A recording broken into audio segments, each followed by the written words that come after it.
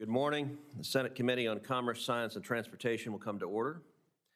Today we are considering the nominations of Matthew Anderson to serve as Deputy Administrator of the National Aeronautics and Space Administration, and Arvind Raman to serve as Undersecretary of Commerce for Standards and Technology and Director of the National Institute of Standards and Technology. The 21st century will belong to the nation that can innovate the fastest. NASA and NIST are integral to that effort. Let's start with NASA, which has long been at the forefront of human exploration and scientific discovery. In 1969, that meant being the first nation to put a man on the moon. Today, it means returning there and staying there. Mr. Anderson is well equipped to execute that mission.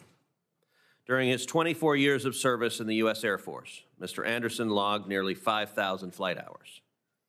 He commanded the Department of War's only airlift nuclear squadron and led no-fail missions transporting nuclear weapons around the world. Since retiring from the Air Force in 2021, Mr. Anderson has served as Vice President at CACI International, overseeing the company's Space Force and Air Force portfolio. Mr. Anderson joins NASA at a crucial moment. Artemis II is set to launch this spring. It will bring American astronauts closer to the moon than at any point in the last 50 years. Our nominee will work with Administrator Isaacman to ensure a safe and successful launch for Artemis II. But his work will not end there. Congress has provided a clear vision and significant funding for NASA. The Working Families Tax Cut Act committed nearly $10 billion to specific components of the space program, giving NASA the resources it needs to lead in low Earth orbit and to explore deep space. The NASA Authorization Act, which we passed out of committee yesterday unanimously, outlines a strategic direction for the agency. I am confident that, should it become law, Mr. Anderson will implement the law faithfully. Let's now turn to Arvind Raman, our nominee for Director of NIST. NIST establishes voluntary measurement standards and technical guidelines to advance American innovation. Mr. Raman knows these standards are valuable because they give industry a trusted common framework for measurement and interoperability. Under the Biden administration, however, NIST was diverted from its objective, science-based mission.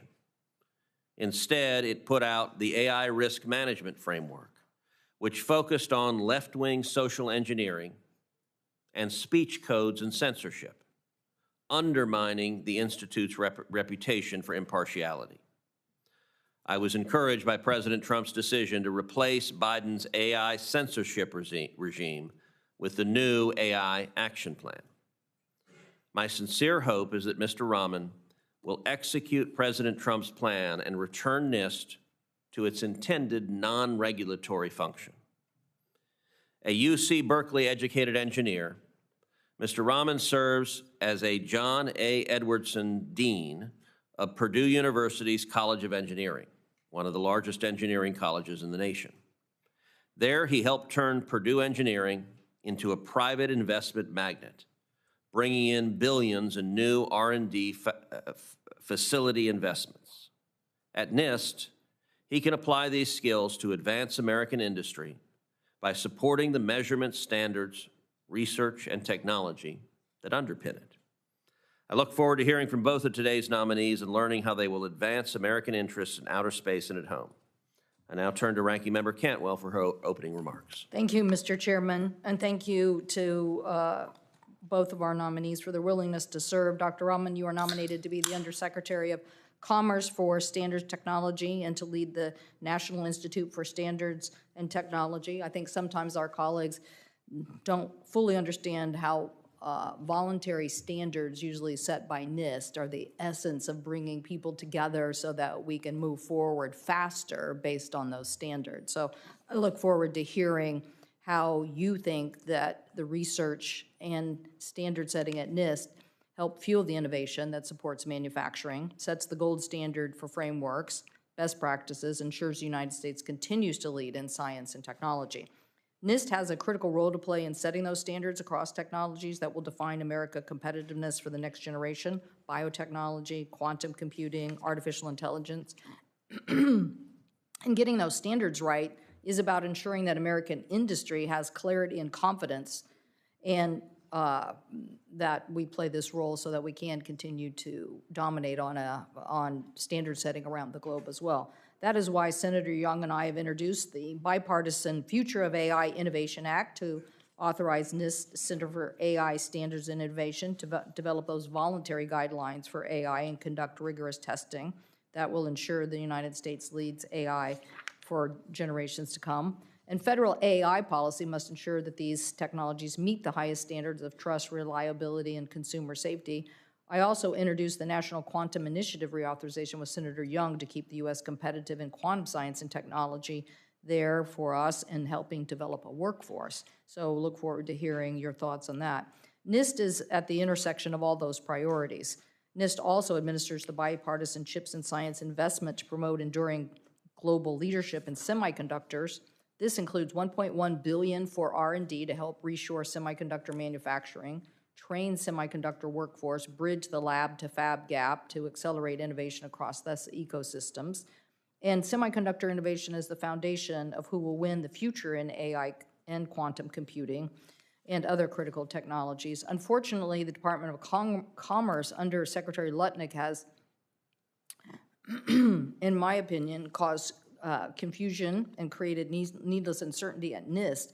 Last year, the Secretary abruptly canceled $7.4 billion R&D investment in nonprofit called NatCast under questionable circumstances. NatCast was charged with operating the National Semiconductor Technology Center, which Congress required by law to operate as a public-private consortium to better integrate R&D and workforce across the semiconductor ecosystem. As of September 2025, NatCast has recruited more than 200 members across academia, industry, nonprofits to secure the future of R&D in the United States. In the wake of Secretary Lutnick's abrupt decision, NIST has provided few details on how they plan to achieve Congress's challenges in the CHIPS and Science Act. The NIST director will need to change this lack of transparency immediately. I'm also particularly concerned about the Manufacturing Extension Partnership Program. Beginning in April, NIST has been beginning in April of last year, NIST has been withholding funds for the center across the United States. This MEP program has wide bipartisan support as a national network of go-to experts that helps small and medium-sized manufacturers enhance productivity, so I will ask you about that. In December 2025, I led a letter with 28 of my colleagues requesting a straightforward answers on NIST failures to use these funds. Finally, NIST has a broad science ecosystem with a long-drawn strength from researchers and scientists.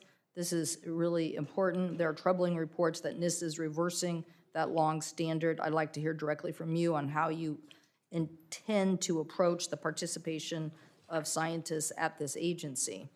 So turning to you,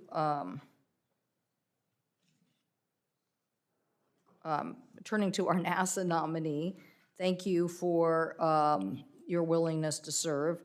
NASA's innovation and multiple sectors of input to our economy are critically important, but especially important for aerospace materials and manufacturing and safety. Nevertheless, last year's multiple NASA whistleblower disclosed evidence to my office that are continuing to show the damages that are being done by the OMB director, Vaught, who is pushing NASA to implement dangerous cuts called for in the president's 2026 budget. OMB was doing so in disregard of the law, and I believe risked serious mission challenges for NASA on safety and workforce. In January, Congress rejected these draconian cuts on a bipartisan basis, passing a spending bill that stabilized NASA's funding for the year. And yesterday, this Commerce Committee passed our bipartisan NASA Authorization Act of 2026, which authorizes $25.3 billion for fiscal year 2027, a 2.5% increase over the previous year. So NASA's 2025 Aerospace Safety Panel reported that the damage caused by OMB could implement a wave of NASA workforce reductions and loss of expertise, particularly in areas of safety of major programs such as the Artemis program. So I will want to ask you about that. It's simply unacceptable in my mind to compromise these safety issues. So if confirmed, will you stand up for NASA's workforce to be an advocate for NASA and fully develop and implement the laws as Congress directed? NASA and NIST are both vital to America's science, research, and innovation, and the Trump administration has been undermining that science research. Last year, over 10,000 STEM PhDs were lost from the federal workforce, and this is incredibly important for us to keep our competitiveness around the globe. So thank you, Mr. Chairman. I look forward to hearing from our nominees. Thank you. I will now turn to Senator Sheehy to introduce our first nominee today, Mr. Anderson. Senator Sheehy, the floor is yours. Thank you, Chairman Cruz, Ranking Member Cantwell, and members of the committee. It's my honor to introduce a leader whose career reflects a deep commitment to service, national security, and the future of American leadership in space. Matt Anderson has spent more than 2 decades serving our country in uniform, retiring as an Air Force colonel after 24 years of distinguished service. During that time, he logged nearly 5,000 hours flying 5 different aircraft, including more than 650 hours in combat, demonstrating not only technical expertise, but also extraordinary dedication to mission and country. Throughout his career, Matt led American airmen in some of the most demanding and consequential missions our military undertakes. He commanded our nation's only nuclear airlift squadron, responsible for safely transporting America's nuclear weapons and materials around the world, a responsibility that requires absolute precision, trust, and leadership, just like we'll need at NASA. He also served at the highest levels of joint military leadership, working directly under multiple 4-star generals and admirals across the Army, Navy, and Air Force. In those roles, Matt helped translate strategic direction into operational execution, getting firsthand insight into how national priorities set by Congress are carried out by the men and women who serve our country. Matt's career has also placed him at the intersection of space operations, national security, and aerospace innovation. He concluded his military service as the U.S. Transportation Command's senior liaison to NORAD, U.S. Northern Command, and U.S. Space Command, coordinating across complex interagency and international command structures, experience that is directly relevant to the increasingly strategic role of space in our national interests. Since retiring from active duty, Matt has continued to serve the nation in the space sector, currently working as a vice president at CSEI and as chief growth officer for the Air Force Association, an organization he helped build from the ground up after the creation of the U.S. Space Force in 2019. Through these roles, he has worked across civil, commercial, and national security space communities, building the partnerships necessary to ensure American leadership in space exploration and innovation. But Matt's story is also one of family and service beyond the uniform. His wife, Christine, serves children with special needs as a speech-language pathologist in a public elementary school. His daughter, Kayla, will soon become a 3rd-generation Air Force officer, commissioning this May after graduating from Notre Dame and heading to pilot training. His daughter, Lauren, is a student athlete at the University of Chicago, studying business economics and public policy. And his parents, an Air Force chaplain and a lifelong educator, helped instill in him the values of service and leadership that guided his career. Matt Anderson understands that America's leadership in space depends on strong partnerships between government, industry, and the scientific community, and on the ability to translate bold vision into operational reality. I've personally known Matt for nearly a decade and know that he'll be a strong and trusted deputy for Jared Isaacman as we usher in a new golden age of American space dominance. I'm proud to introduce Matt today. Thank you. We look forward to your testimony. Thank you. I now turn to Senator Young to introduce Dr. Raman. Well, thank you, Mr. Chairman. I have this distinct pleasure of introducing my friend, Dr. Arvind Raman. He's been nominated to serve as Undersecretary of Commerce for Standards and Technology. His nomination hearing is timely. This week, hundreds of delegates are converging in Beijing to plan the future of China's global ambitions. The National People's Congress and the Chinese People's Political Consultative Conference will convene in coming days and approve of a blueprint for the next 5 years of economic strategy. Rest assured, this will rely heavily on technological advancement and beating the United States. When it comes to the development of AI, quantum computing, biotechnology, and semiconductor production, China is nearing parity with the United States. The CCP will spend trillions more to overtake us in these technologies. In the middle of this global power competition, the role of the National Institute of Standards and Technology has never been more important. Its mission of establishing standards and testing protocols and security guidelines is critical as our innovators pioneer and our companies commercialize new technologies. In the middle of a technology race with a determined global foe, now is the worst time for NIST to lose its way. It needs leadership. Dr. Arvind Raman will provide it.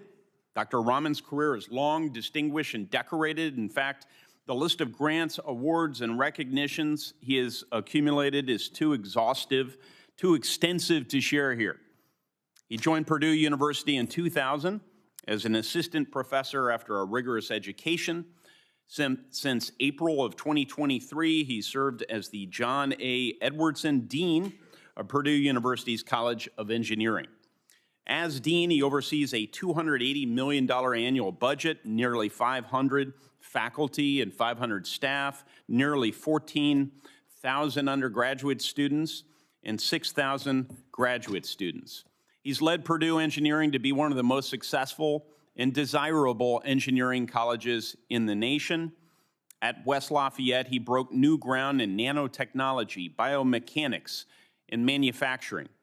His work in atomic force microscopy is particularly significant, opening up new possibilities for how doctors study the physical property of diseases, such as cancer. He set an ambitious agenda as dean of one of America's most prestigious engineering schools, focusing on AI and its potential to better societies. In his most recent assignment, Dr. Raman stressed the connection between mechanical engineering and national peace and prosperity, quite relevant. He has an eye for talent, the readiness to embrace challenges, and the understanding of the important role technology plays in sustaining democracies. And like President Trump, I'm confident Dr. Raman will make the necessary reforms that will lead NIST into the future. And beyond all of this, his story, I would say, is America's story. Arriving in Indiana from India with nothing else other than $600 and a suitcase. Through hard work and education, he's risen to the top of his field and to this nomination. If confirmed, his leadership will help secure American leadership of the technologies that will literally define the 21st century and will help ensure that America's values and not those of our adversaries define them. I trust all of my colleagues will be impressed with his testimony. I know he wishes to answer all of your questions thoroughly, and I have great confidence he will serve in distinction in this role. Mr. Chairman. I recognize Mr. Anderson for his opening remarks. Chairman Cruz, Ranking Member Cantwell, and distinguished members of the committee, thank you for the opportunity to appear before you today as President Trump's nominee to serve as the Deputy Administrator of the National Aeronautics and Space Administration. Senator Sheehy, thank you. My family and I are humbled by such a kind introduction by a patriot, Navy SEAL, and senator such as yourself. I appreciate you doing that this morning. First, I want to recognize and thank my family sitting behind me, my wife, Christine, and our daughters, Kayla and Lauren. During my Air Force career, we have shared every move, every deployment, and every difficult decision. They have always been the true force multiplier for my career, and I would not be here today without their strength and sacrifice. I'd also like to thank the many family and friends who are supporting me here today. Finally, I'd like to thank the 45 aerospace companies and nonprofits who sent letters of support to this committee, advocating for me and this nomination. I do recognize I'm a newcomer, so I thought I would share a bit of my story along with my understanding of the challenges and opportunities ahead. I grew up moving around the world as the son of an Air Force chaplain and school teacher. I spent my middle school years in the Philippines and graduated from high school in New Jersey. And now I'm proud to call Colorado Springs our home. Following high school, I played 4 years of Division I soccer and majored in biology at the Air Force Academy. As you've heard, I then served more than 24 years in the United States Air Force as a pilot and commander, logging nearly 5,000 flight hours in 5 different aircraft, including 650 in combat. My passion for aeronautics and science converged when I had the privilege of piloting multiple missions to Antarctica, landing a C-17 on an ice runway, delivering scientists and critical equipment for the National Science Foundation. I also have commanded, as you heard, America's only nuclear airlift squadron, the 4th Airlift Squadron, where I proudly led airmen and personally flew America's nuclear weapons around the world. Since retiring as a colonel nearly 5 years ago, I've had the honor of working as a vice president in a 25,000-person, publicly traded national security company named CACI International. I'd like to thank CEO John Mengucci and Chief of Staff Dan Walsh for their mentorship and for being here today. Over 6 years ago, 1 month before President Trump signed the United States Space Force into law, I helped create and grow the Space Force Association. Since that day, I have served as the Chief Operating Officer and currently still serve as the Chief Growth Officer to support our nation's guardians and national security space community. I'd like to thank SFA founder Bill Wolf and CEO Damon Feltman for their continued mentorship. That brings me to leadership. If we've learned anything from Administrator Isaacman's first 2 months on the job, it's that bold leadership matters. I've been very fortunate to lead large organizations in my career. I've proudly certified, but also had to decertify Air Force pilots who didn't meet the high standards our nation demands. I've proudly commissioned hundreds of Air Force Academy cadets as officers, but also had to remove cadets from the Academy who didn't meet the required high standards. If confirmed, I will reinforce the culture of safety, accountability, and transparency that Administrator Isaacman has recently outlined to NASA as well as the American public. President Trump has given NASA clear direction through the National Space Policy. That policy sets a bold but achievable course: return American astronauts to the lunar surface by the end of 2028, establish a lasting presence on the moon, prepare for human missions to Mars, and accelerate the growth of a vibrant commercial economy on orbit. At its core, that vision is to expand America's presence beyond Earth and to ensure that we maintain our position of leadership in that domain. Administrator Isaacman has already demonstrated NASA's full commitment to executing on the president's mission. But make no mistake, we're on a shot clock, and the stakes are high.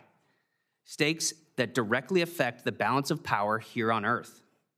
If confirmed, I will 100% support the administrator in executing the president's space policy. I will roll up my sleeves and serve the talented workforce at NASA, be a great teammate with Congress, and beat China to the moon. Together, we have the opportunity to usher in a new golden age of science and discovery, one that strengthens our nation, expands human knowledge, and inspires the next generation. Thank you again for the opportunity to be here today. I look forward to your questions. All right, recognize Mr. Raman for his opening remarks.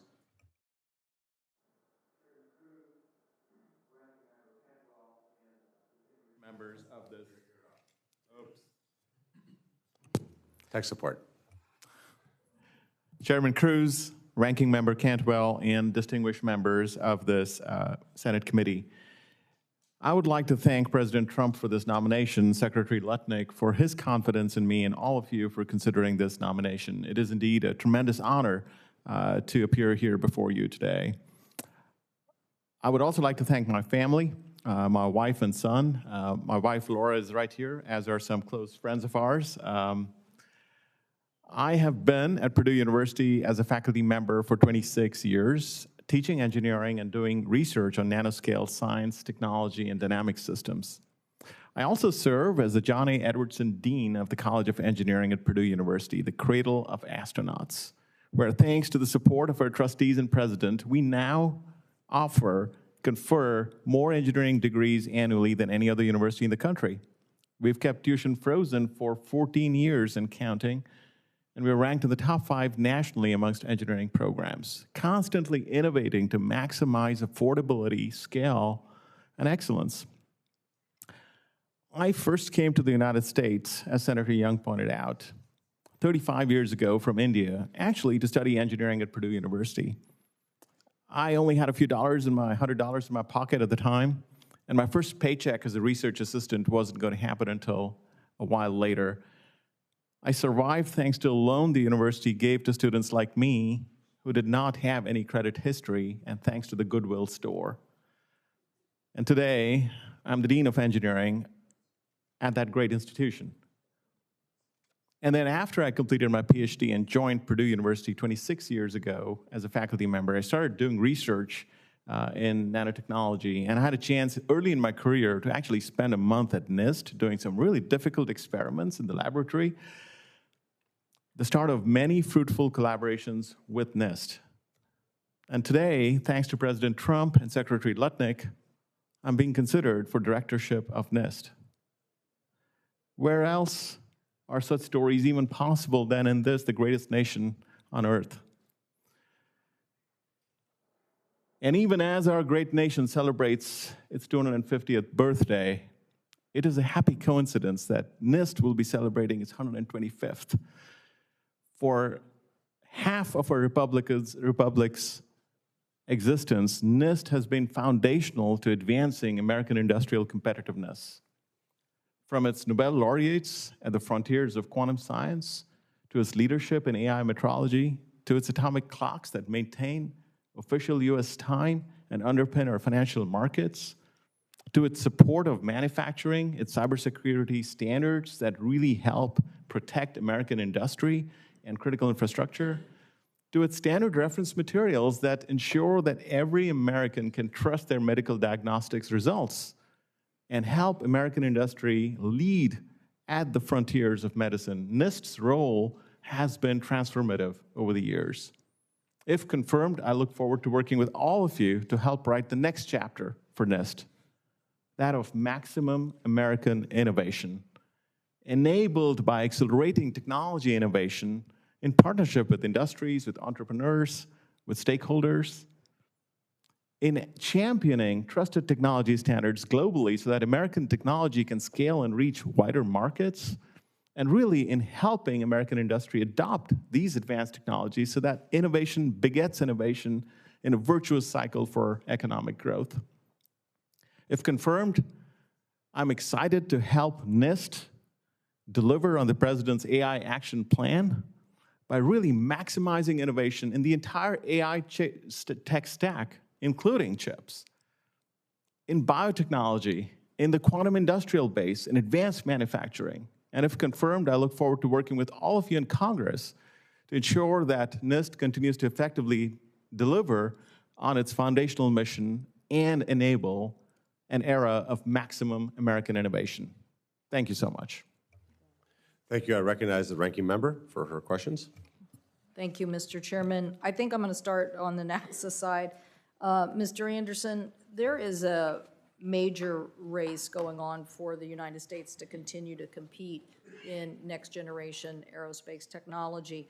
Part of NASA's leadership is in a high-rate composite aircraft manufacturing project that develops advanced composites and makes sure that we have lighter, more fuel-efficient planes, ensuring next-generation competitiveness. This is something my colleagues from Idaho and I have worked on. It's an ambitious goal, but it certainly is something that NASA and space also depend on too, because we have to become more fuel efficient all the time. So will you support this HiCam program at NASA and support competitive technologies like the Advanced Aerospace Materials Manufacturing Tech Hub? Yes, Senator. Great. I appreciate Administrator Isaacman's support for, a competition for 2 lunar landers. If confirmed, will you support this competition and award process to whichever, providers win the competition? Yes, Senator. Great. Once we return to the moon, and I'm assuming you agree with the legislation that we just passed out here yesterday that we have to go faster, how can this committee help to achieve those 2028 landings? Senator, thanks for that question. And I think you alluded to what I was exactly going to say is I think what we're looking at right now is a perfect alignment between the administration, this committee demonstrated from what happened yesterday by a unanimous consent, bipartisan consent for NASA, that we have a challenger, a geopolitical rival in China that requires cooperation between all whole of government parts, and it supports the president's national space policy. And I look forward to joining the administrator and helping this committee pursue those goals. Thank you. Turning to you, Dr. Raman, you know, I said in my opening comment about NIST and standards setting, it really is an accelerant, isn't that correct? Yes. I think sometimes we get into disputes here because somebody thinks that we're setting regulations, when in reality, the most important aspect of NIST is the standard setting that allows whatever. It could have been electricity, it could have been anything, but it's the standard setting that helps accelerate the competitiveness of our nation. Is that? Senator, I'd like to just point out again, the standard setting is, of course, a key goal for NIST, and I just like to, I mean, I agree. It's extremely important for America to lead in tech standard setting that ensures, of course, like I said, you know, expanded markets for our technologies, but also that American values are what underpin international commerce. Yeah, well, I'm not sure everybody in the administration agrees on that, so I hope that you can be a loud voice for this, because this is critically important. And again, I think people hear the word standards and then all of a sudden are like, oh, this is a regulation, when in reality, you are talking about a voluntary process to accelerate our competitiveness by getting industry something they couldn't necessarily do. Obviously, there's a lot of competition in industry, and they would compete with each other and like their standard to win. But you play the middle guy who basically says, no, let's all come together with a common standard, and then we will go faster. So you will play that role within NIST. Yes, I will. Proudly play that role. Yes, I will. Okay. So now let's get to, because I'm sure this won't be the last of this debate as it relates to standards, because somebody's going to, again, claim that this is some sort of regulatory process. And I just, will you support the manufacturing extension programs that are in law and under NIST? Senator, thank you for that question. I'm fully committed to this administration's priorities to reindustrialize America, bring manufacturing back, you know, just as you've been very supportive of this, Senator. At Purdue, we've done a lot within our state of Indiana for this as well. It's the state with the highest concentration of manufacturing jobs. And so this is very near and dear to us. That being said, I am aware that there have been some IG concerns regarding the, you know, extension program. I got one more question, and I only have a few seconds left. But just tell me, do you support the manufacturing extension program? Senator, I don't know. I mean, I don't know the specifics of, you know, your comments earlier about, you know, what has happened, what has not happened. But do you I'm think it's a good supportive of idea that- manufacturing. Okay, do you think it's a good idea to have a program at NIST that you'll be in charge of that is called manufacturing extension? I mean, I'm very supportive of whatever we can do to make sure advanced manufacturing moves ahead here in America in whatever way possible. I just don't know the specifics. We'll have to get a crisper answer for the record from you. Okay, what about NIST telling us what the, if confirmed, will you commit to determining the impact of the agency's policy on chips and science and giving us a full accounting of how we're going to meet the goals of the CHIPS and Science Act that you're responsible for? No, thank you for that question, Senator.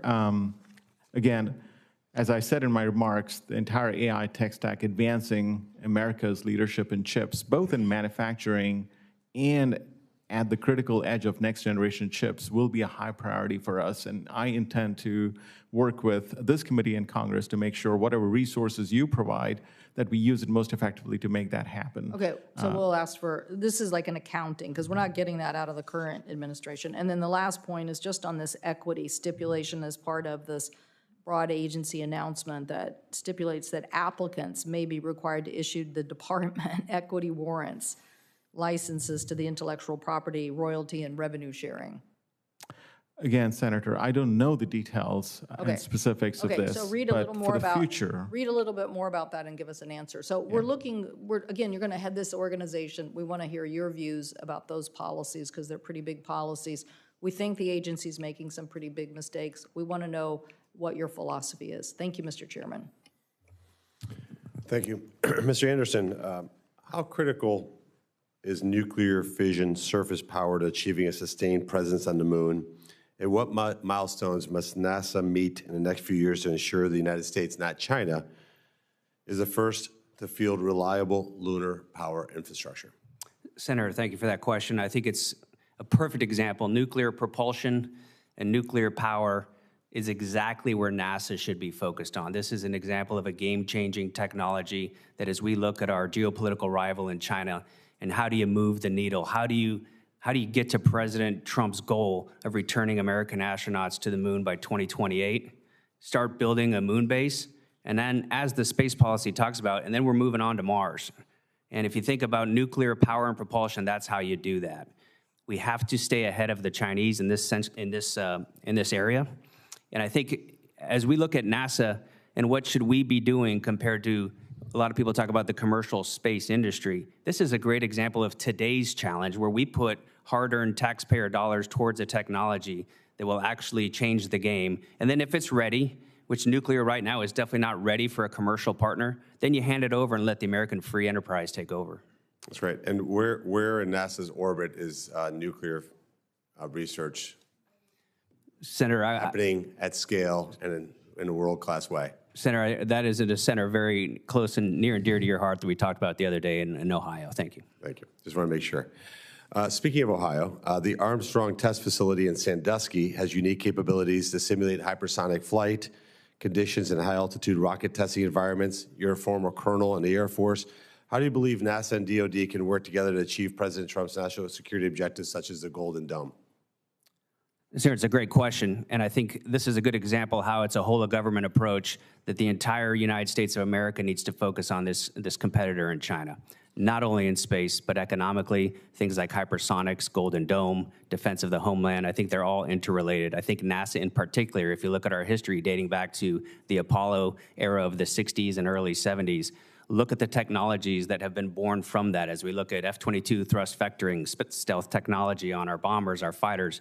I think that's, hypersonics is now, this generation's version of that. Great. And you, can you commit to visiting the center within 60, 90 days of your confirmation? Yes, Senator. Thank you. Turning over to you, Dr. Raman, and kind of taking off of the questions that the ranking member asked. Ohio's manufacturing extension partnership for decades, quite frankly, as long as I've been in Cleveland, has supported 14,000 manufacturing businesses across the state through 6 nonprofit centers. These centers help small and medium-sized manufacturers modernize operations, adopt new technologies, strengthen supply chains, and stay competitive. I can tell you firsthand, as somebody who is in the business ecosystem, these are really important operations. Unfortunately, and quite frankly, disappointingly, because I've not heard proper justification, NIST froze $6.1 million in federal funding for all of Ohio's MEP programs. Those federal dollars were matched with state funding, and that freeze triggered a total loss of almost $15 million. An almost complete wipeout of these centers. They had to lay off virtually their entire staff. Rebuilding that is going to be very, very difficult. And like I said, I will say this. I have a great relationship with the Commerce Department from Secretary Letnick on down, but in this particular case, I've gotten almost no information on what's actually going on, which has been very disappointing. Supposedly there's an audit out there, but yet there's nothing public to provide those detailed funding. Findings. The MEP model, by the way, is not fully federally funded. As I mentioned, there's state funds, but there's also private funding. So let me just kind of I want you to be clearer than you were with the ranking member. Do you support the MEP model? This is not about the audit. Just in general, do you support the model of MEP? Thank you, Senator. A really important question. As you know, we have a MEP program for our state in Indiana that runs through Purdue University as well. I know MEP programs as broad partisan support. They've done a lot of good. At the same time, like I mentioned, there are concerns from the IG reports. No, but differently. But you support the model. You support. Remember, Ohio State's still a low raw at Indiana for what you guys did to us. But so I'm just to be clear. Do you support the model? Well, it's a yes or no. Do you think the model works, or the model doesn't work? I think a lot of MEP programs have done a lot of good work, for sure. Okay. I'm not sure that that's a yes. We'll have to explore that one. But I also want to make certain that you're committed to reviewing the funding freeze and working to reestablish and reinstate that funding for these centers once these audit findings are resolved. So assuming the audit findings are resolved, can I get your commitment to restore the funding for these MEP programs at Ohio? Yes. Okay, that's very, very important. And you obviously support continuing these programs as part of NIST missions to strengthen U.S. manufacturing. Senator, like I said, I'm fully committed to advancing manufacturing and reindustrialization in America. And whatever resources Congress provides NIST to do so, I'll make sure that we do our very best to make full utilization of those resources to advance manufacturing in America. I'm fully committed to that. Okay, let's get that done sooner than later. I recognize Senator from New Jersey. Thank you. Dr. Raman, I want to just continue off of what my colleague just asked about. I think you're hearing strong bipartisan support for the Manufacturing Extension Partnership Program. And you raised some concerns about an OIG report. Can you give me your sense of what the concerns were that were raised in the report? What is it that's lingering in your mind here? Senator, I have not had a chance to do a deep dive into those things. I'm just, from the outside, I'm not in the position yet. But I'm aware that there were concerns regarding outcomes, and I'm aware that the President and the Secretary have also expressed their concerns about the program. I'm not in position yet, so I don't know what may or may not have happened to the program, so I'm not really in a position to answer these things, but you have my commitment that I'm committed, if confirmed as director, to ensure manufacturing thrives, advanced manufacturing, reindustrialization of America, all that actually happens in an accelerated time frame. And so I'll do my best to work with you to make it happen. I don't discount your commitment on the manufacturing side. I think all of us want to increase manufacturing, but this particular program, I raised this with you directly just the other day. I told you were going to get bipartisan questions about this. The OIG report is public. You should have read it. And if you read it, what I'll just tell you is it talks about the problem being NIST's lack of oversight, things that we can do better when it comes to the data. It did not say that the program is ineffective or needs to be defunded. It's about, and so also what we see as follow-up is NIST is taking steps to try to address some of the challenges that they're having when it comes to oversight. So I guess I want to just turn back to you. Does that alleviate some of your concerns here? I mean, ensuring oversight over programs that NIST is responsible for, is something I'll be committed to doing if confirmed as director. Yeah, so the fact that NIST is moving forward on addressing some of these, and again, it wasn't about the ineffectiveness of the program, but just how NIST can have better oversight. I hope you can commit to continuing that oversight. I hope you can commit to continuing with this program, not making any rash decisions about it, until we see the data, until we remedy the situation. Is that something you can I'll be happy to work with you on that, Senator. Yeah, I think it's important because, as mentioned, this is something that we've all seen beneficial. In my home state, we've seen just a huge benefit when it comes with the NJMEP program. I think we want to make sure we're continuing. And frankly, Congress, in a bipartisan way, approved $175 million for this program, for this FY. So I just want to ask you, will you commit to following the law and implementing the $175 million that we passed in a bipartisan way? Senate, I commit to following the law. I will take that. I think that's important. The other aspect of this, Mr. Anderson, I just want to turn to you. Biological and physical science research at the International Space Station has led to huge scientific breakthroughs that benefit all Americans. For example, microgravity has allowed for the growth of larger, more perfect protein crystals, which will eventually lead to creating more effective drugs for cancer, for heart disease, for Alzheimer's, a cause that is close to my heart, and given my family's, my father's situation right now.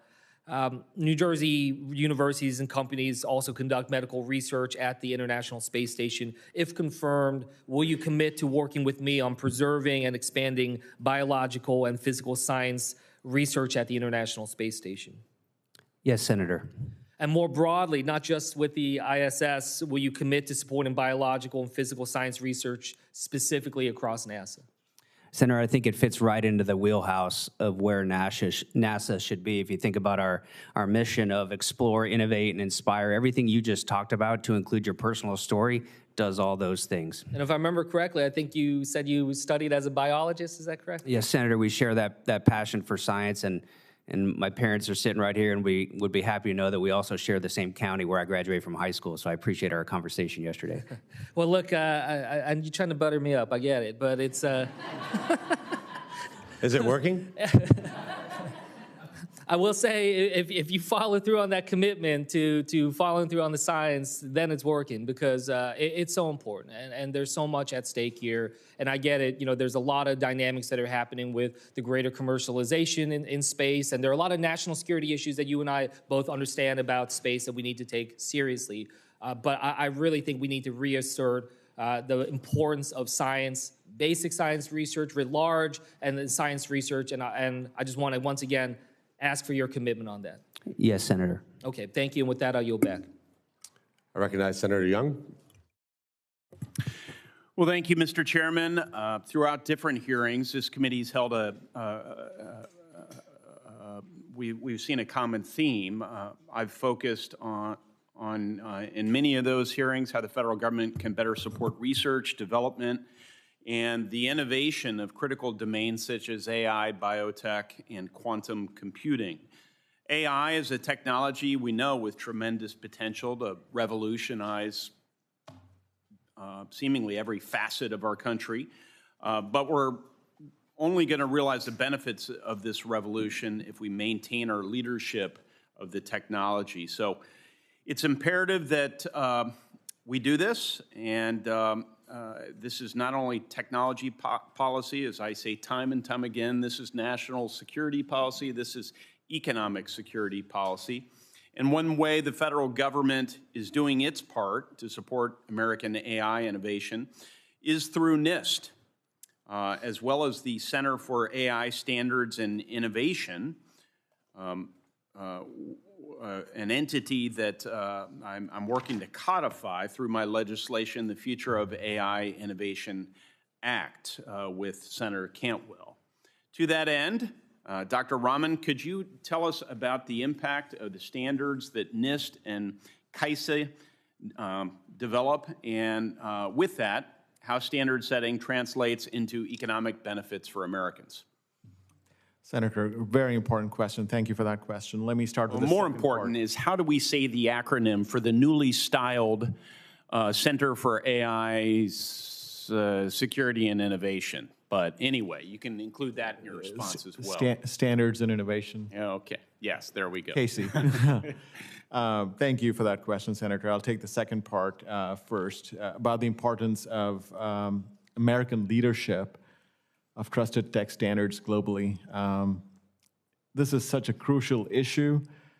When America leads in setting global tech standards, it means that the rules, international rules of commerce, are literally being based on American values: free markets, private sector innovation, privacy, freedom of speech. And when we leave a vacuum for that leadership, that allows for other standards that are not based on these values. They're based on state-based ideas. They're freedom suppressing. They're opaque. So it's vitally important from a values point of view that America leads in standard setting in advanced technologies. There is, of course, a very significant economic benefit and advantage to this. Many of the companies that are involved in standard settings have a whole wall of patents behind key elements of standards. So when a certain standard gets locked into place, they have a big playing advantage because they've got all the patents in that area. So setting standards is very important from that point of view. When countries, European Union, for example, sets standards that are different, that creates a compliance cost to our technologies as we work on exporting our products and technologies there. And this becomes even more multiplicative when those technologies are platform technologies, when we're talking about AI, when we're talking about 6G, because based on those platforms, you'll have interoperability, many new technologies Yes. jumping ahead. So it's vitally important to be doing this. I'm going to ask you a series of questions to unpack this in my remaining minute plus. Okay. Okay? So what we're talking about here is through tech policy and standard setting and working with other countries on standards, we are in part talking about advancing the values, the universal Enlightenment values that are baked into our Declaration of Independence versus the autocratic values of other countries. Is that in part right? Through what, no offense, but will strike many of my constituents is kind of an obscure topic about tech standards. That's really fundamentally what this is about at one level. Is that accurate? Absolutely. Okay.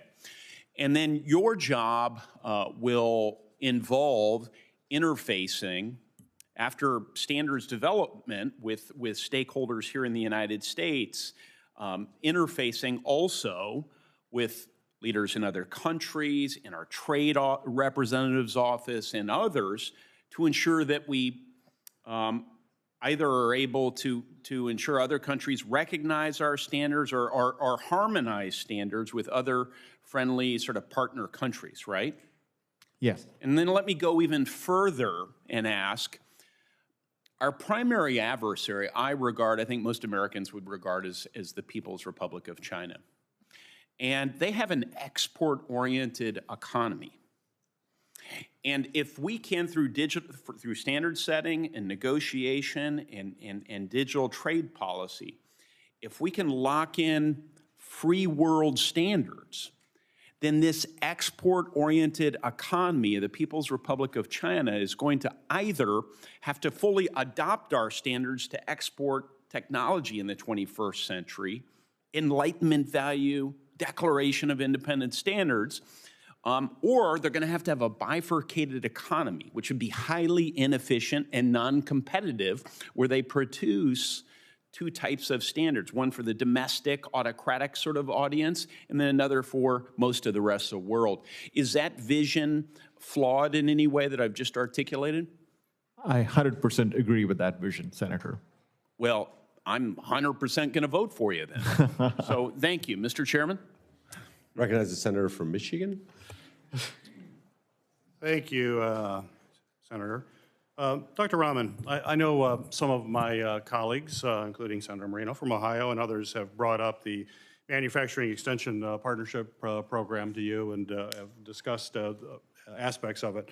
I'm going to argue that it has certainly been an incredibly successful program since it's been implemented. In fact, I think it's probably a lifeline to many small and medium-sized manufacturers, and I hope you would agree that manufacturing is the lifeblood of this country. You cannot be a great country if you don't actually make things, and a lot of that is done at with small and medium companies, not just the very large ones. In fact, in my home state of Michigan, MEP, which is the Michigan Manufacturing Tech Center, its record is clear. It's saved small manufacturers in our state over $25 million just in the past year. They provided training to over 4,400 individuals and service to over 300 companies. Basically, they help companies, as you may know, adopt advanced manufacturing technologies that improve efficiency as well as cybersecurity and a whole host of emerging technology issues. They've created databases to help solve critical supply chain issues, do business consultations to help small businesses streamline their operations. They address skills gaps, recruit and retain talent. In fact, I even have a list here in front of me, just an idea of some of their classes that they offer. They have courses like leveraging AI for competitive advantage, AI for quality control and assurance, AI for supply chain optimization, and go on. It's quite an extensive list of coursework that make sure that folks are on the cutting edge of technology. That's why, given all this and the success that we've seen, and I think in a bipartisan way, my colleagues have seen this in their home states, I've been confused as well as disturbed by this administration's repeated attempts to basically dismantle this program. I would hope this administration cares about manufacturing. I would hope they care about small to medium businesses. And when you have a program that works, you should build on that success instead of tear it down. So fortunately, in response to these efforts, I'm happy to say that we passed bipartisan language in the most recent spending bill that directs NIST to ensure that all 51 centers are promptly and fully funded. And again, that was broad bipartisan support in the appropriations bill. So my question for you, sir, is if confirmed, will you commit to executing the MEP program as directed by statute without reorganizing or redirecting its funds to support other initiatives within the NIST? Thank you for that question, Senator. Like I said, I'm not in position yet, so I don't know necessarily about the changes that you're referring to specifically. There are no changes. We're funding these institutions. So you don't know the details. You're not there now. I get it. Right. So you don't understand the details, and I respect that. But you do believe that that NIST should follow the law. Would you agree that they should follow the law, or is the law up for your negotiation or your? I will follow the law if confirmed as director of NIST. Of course, Senator. So the appropriations bill is the law of the land, passed by Congress in a bipartisan way. So you're saying you will follow. I want to hear out of your words that you will follow the law, that you will fund these programs promptly and as directed by Congress. You don't get to second guess it. It's not about your personal views. I respect your personal views, but when you follow the law, you follow the law. You don't get a chance to do that. So I'll ask it again. If confirmed, will you commit to executing MEP program as directed by statute without doing any kind of reorganization or other kinds of fancy footwork to try to get around it? I will follow the Just law, a yes or no? Senator. Yes, I will follow the law. So you will follow the law. Great. Thank you.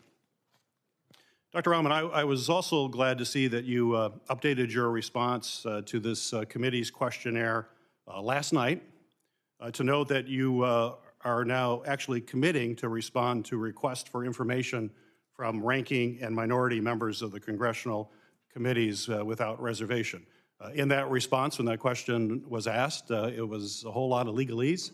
Basically, it was trying to avoid answering the question, but I want you to confirm here today in front of all of the committee that if a ranking member Cantwell or a minority member of this committee makes an oversight request of NIST, you will comply. Yes. Very good. Your commitment is critical because it also deals with cooperating with the Government Accountability Office audits, which are requested by ranking members. So you have GAO audits. And unfortunately, we have seen refusals from the administration to actually honor requests for information from the GAO. So will you commit to cooperate with all GAO audits of NIST? Yes, Senator. Good. Thank you, Mr. Chairman. Recognize Senator Markey for his questions.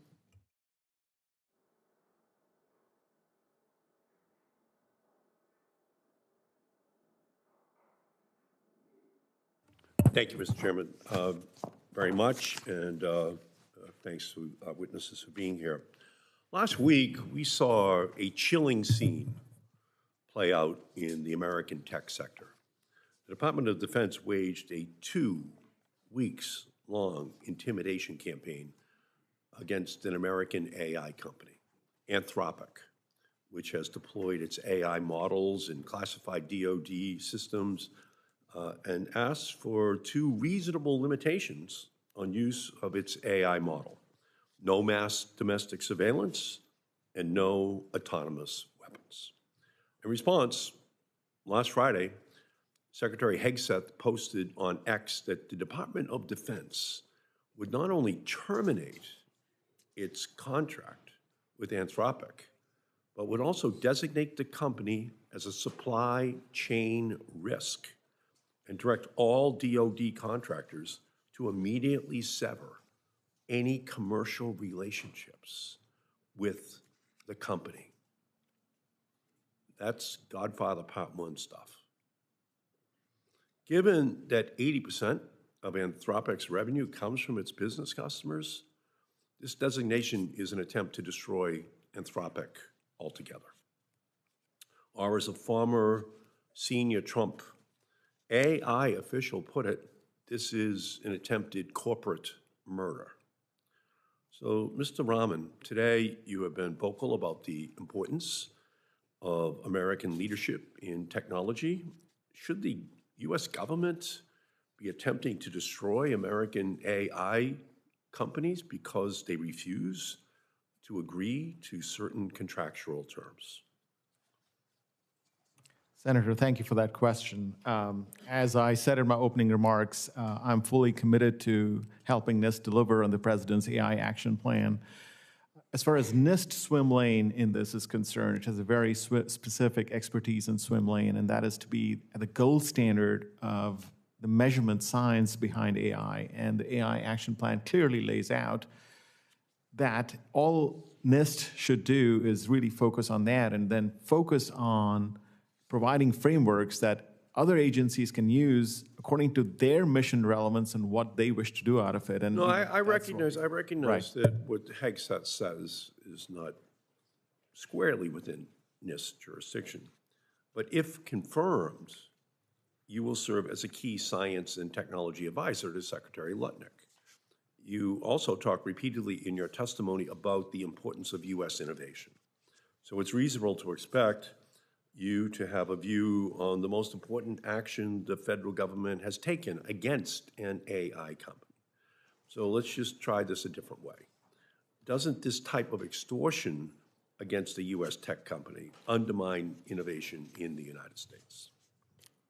Senator, without knowing the details, I'm really not in a position to answer this question.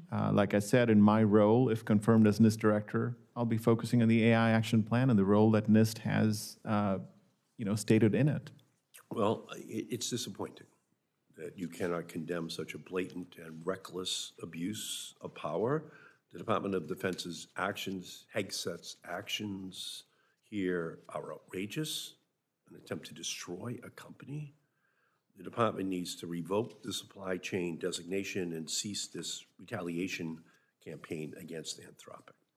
So let me now turn to something directly within NIST's authority, testing the accuracy of facial recognition algorithms. Facial recognition technology raises profound concerns about privacy and civil liberties. And that's why I have long opposed the government's use of facial recognition technology. And it's why I have aggressively conducted oversight of the Trump administration's abusive and unconstitutional use of these technologies for immigration enforcement purposes. ICE and CBP agents have been spotted using facial recognition tools on protesters and even threatening to put peaceful protesters in a, quote, domestic terrorist database. This is very chilling stuff in the United States of America. And while I will continue to urge Congress to ban the government from using facial recognition tools, in the meantime, I'm glad that NIST continues to support its testing programs to evaluate the performance of facial recognition systems. So, Mr. Raman, while these tools are still being used across the government, will you commit that NIST will continue its testing program and maintain full public access to NIST facial recognition testing results? Thank you for that question, Senator. NIST, of course, has a historic and unique role in AI metrology. Actually, it begins in the 1960s with fingerprinting identification systems. So it's got a really, extensive scientific technical expertise in this.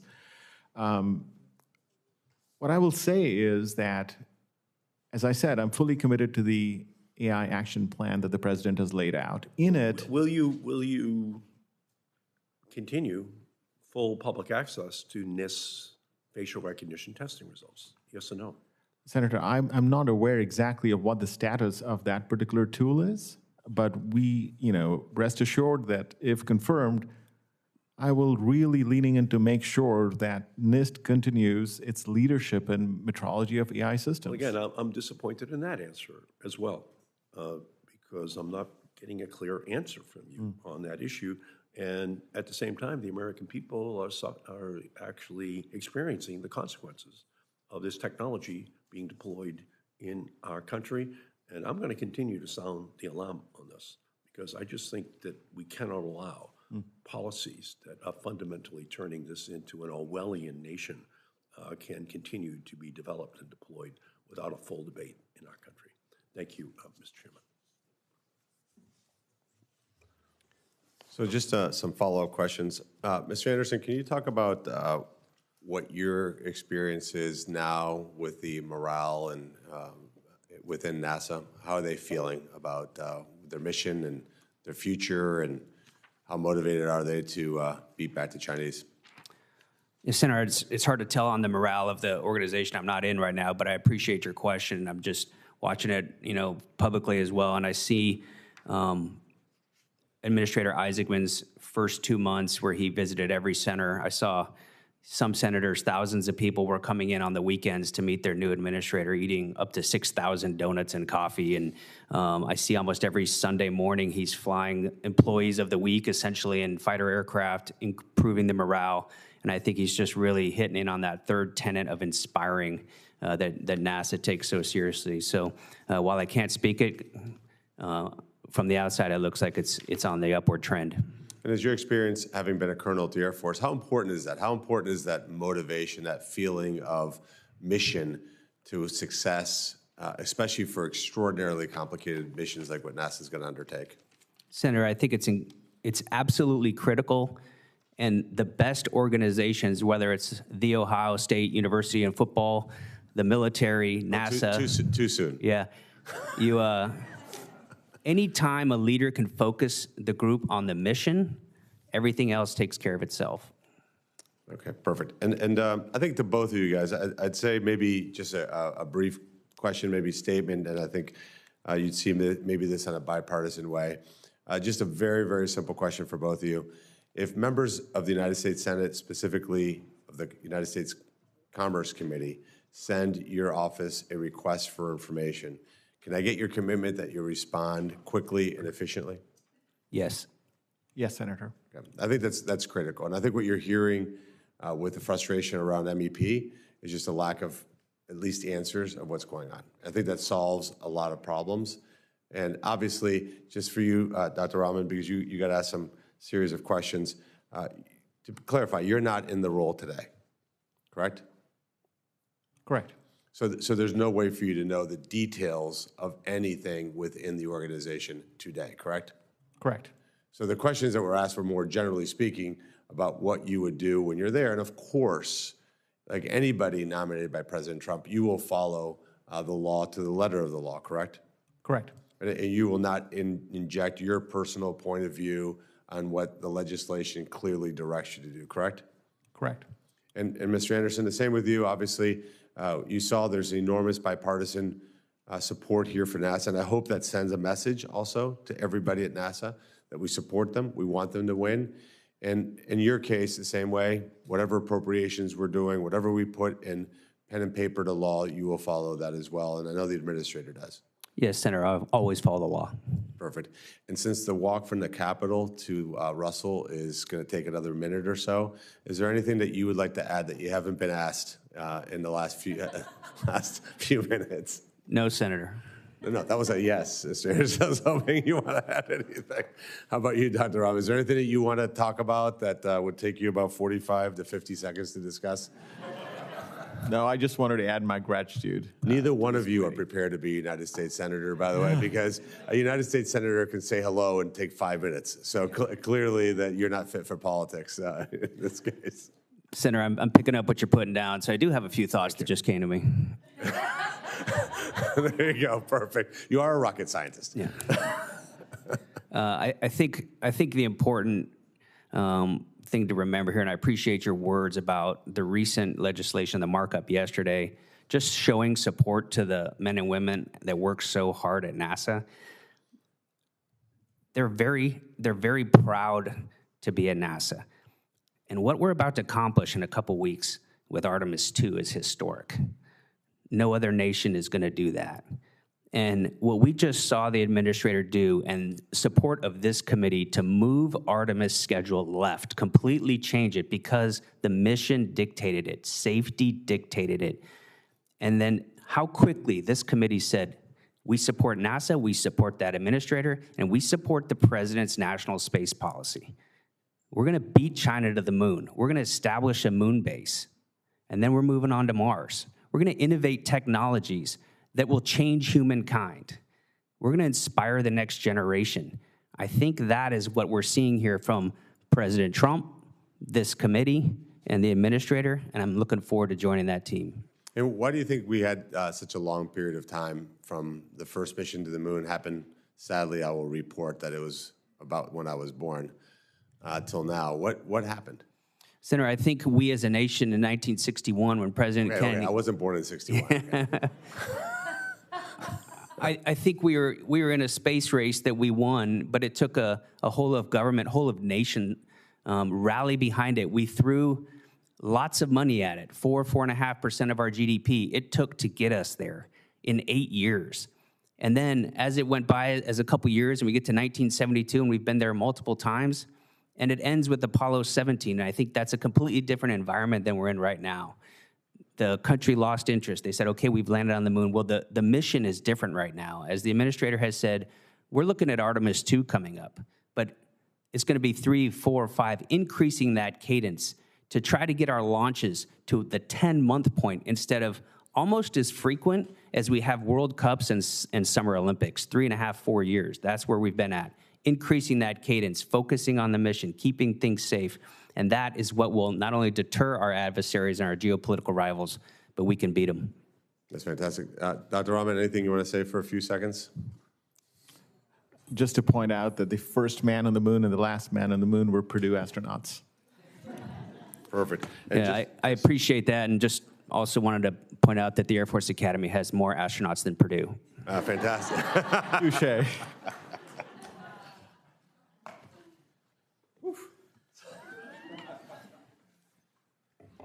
For the record, Colombians are much faster than Cubans. They're also more likely to be drug dealers. This is an age-old battle between Cubans and Colombians. I seem to have stepped in the middle of some battle here. And while we are comparing connections to the moon, I will point out one of the very first words uttered on the surface of the moon was my hometown of Houston. Houston, the Eagle has landed. And that.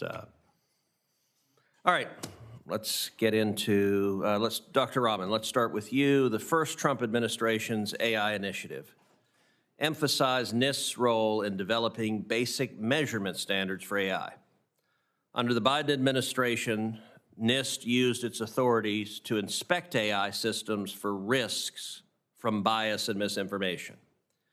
At the time, NIST claimed that even when, quote, harmful biases are mitigated, AI is not necessarily fair because it could, quote, exacerbate existing disparities or systematic biases. That is a bowdlerized way of policing speech on climate change, transgenderism, immigration, and political topics. Elsewhere, NIST called workplace DEI czars critical and suggested companies consider whether AI chatbots might amplify historical, societal, and systemic biases. NIST testing standards became a Trojan horse for progressive social policies with the goal of controlling American speech. Dr. Raman, does NIST have any role in using its measurement and non-regulatory roles to regulate AI speech or to engage in censorship? No, it does not. Do you commit to reorienting NIST to its apolitical mission and ensuring that it does not serve as an engine for divisive left-wing ideology, even under the guise of, quote, safety or increasing trust in technology? I do, Senator. Thank you. Do you also commit to maintaining NIST as a strictly non-regulatory agency that works through voluntary consensus-based standards? I do, Senator. Thank you. All right. NIST often touches on strategic supply chains, such as for semiconductors and critical minerals. Recently, NIST executed letters of intent whereby the federal government would take equity ownership in semiconductor and critical minerals companies, an approach that deviates from NIST's traditional role. Consider critical mineral mining, a complex, complicated industry where sometimes it takes over 20 years to discover mineral deposits, to verify them, to build the needed infrastructure, and to receive the required licenses and permits.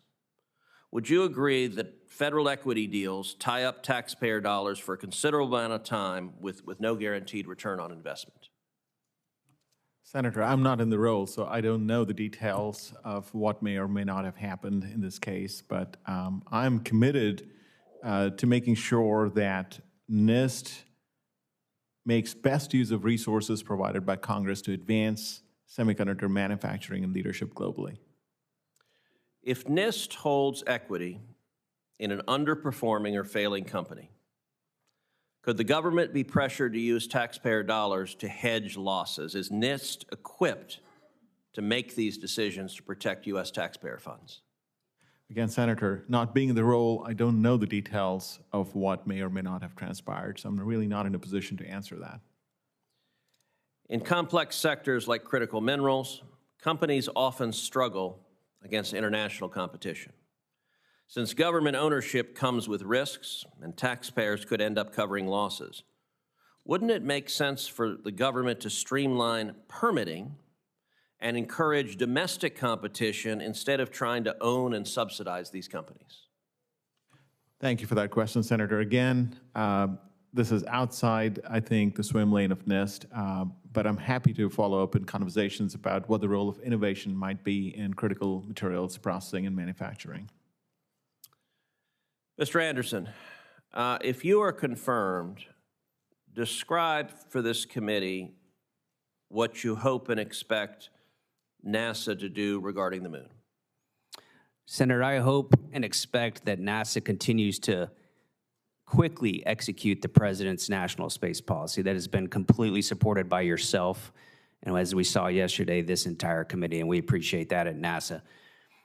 I think they expect NASA to exercise leadership, talk about space superiority. If you look at that executive order that the President laid out, it was not just national security, it was NASA. There was a whole lot of government parts to that, and there was an order from the President that said, hey, we're going to make sure American space superiority is ensured. It has been backed up by funding. It has been backed up by authorizations and appropriations, and I think that's what the American public expects.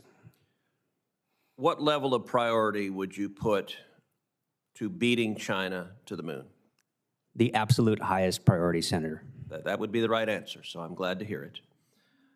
Discuss also the importance of maintaining and keeping astronauts in low Earth orbit as we transition from the International Space Station to commercial space stations. Thank you, Senator. It's absolutely critical. The first word of the ISS is international, and that means we have a lot of partners invested in this. And it's also competition with China. Our adversary is already in low Earth orbit. We cannot cede American leadership in low Earth orbit. Well, thank you to both of the witnesses. My final question is required of all nominees. If confirmed, do you pledge to work collaboratively with this committee to provide thorough and timely responses to the committee's requests and to appear before the committee when requested? Yes, I do. Thank you. I have 45 letters of support from various organizations for the nomination of Mr. Anderson. I ask unanimous consent that these letters be inserted into the hearing record without objection, so ordered. Senators will have until the close of business on Saturday, March 7th to submit questions for the record. The nominees will have until the close of business on Tuesday, March 10th to respond to those questions. And with that, that concludes today's hearing. The committee stands adjourned.